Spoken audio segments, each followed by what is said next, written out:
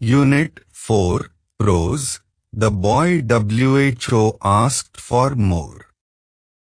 Charles Dickens.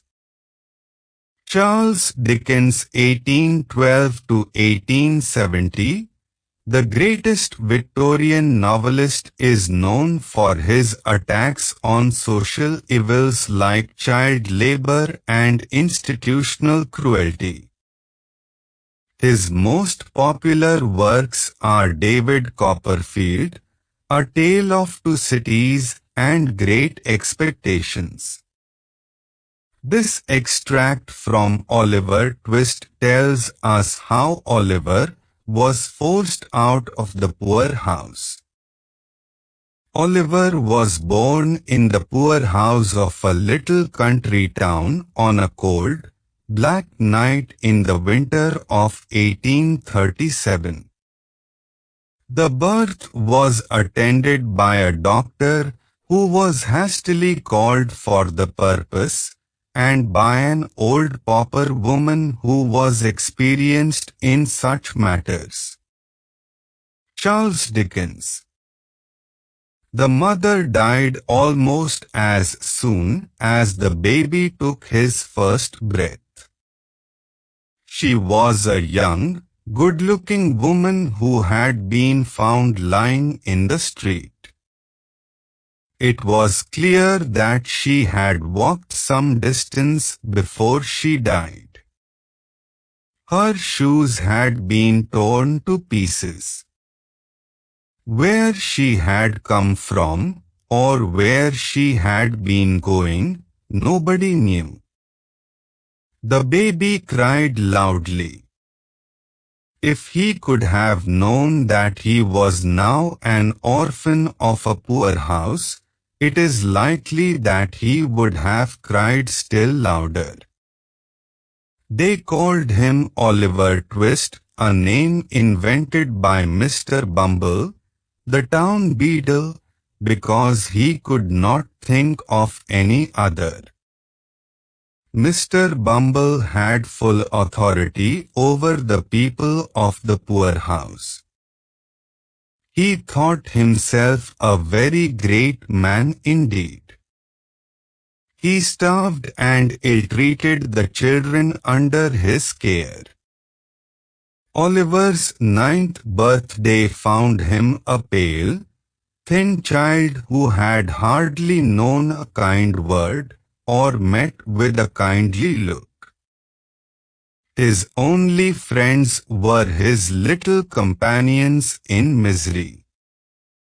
But in the end, they brought him trouble. They persuaded him to ask for more.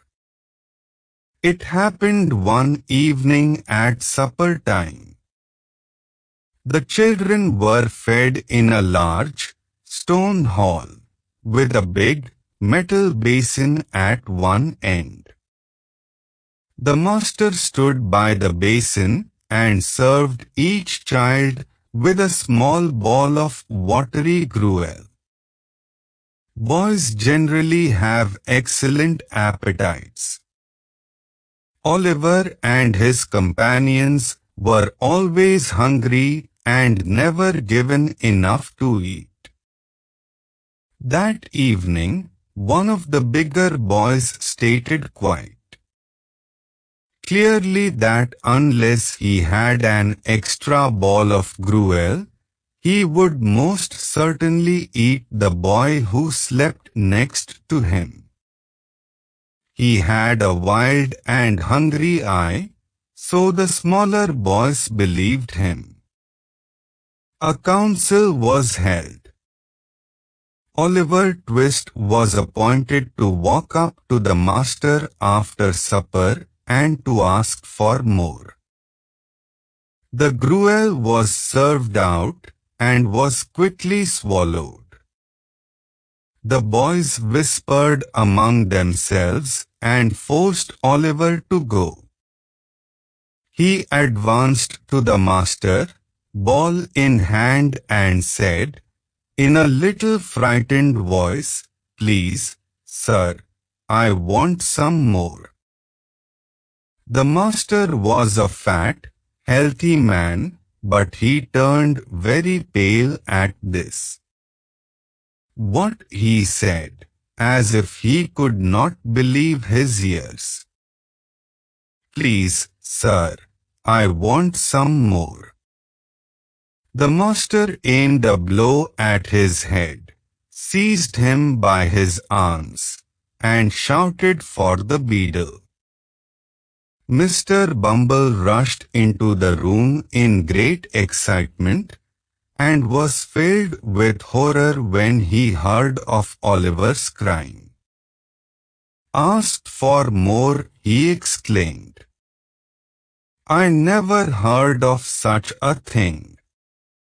Depend on it, this miserable boy will be hung. As a punishment for his greed and boldness, Oliver was immediately locked in a room to spend the night alone. Early next morning, a notice was pasted on the outside of the gate, offering a reward of £5 to any man or woman who would take Oliver Twist off the hands of the poorhouse.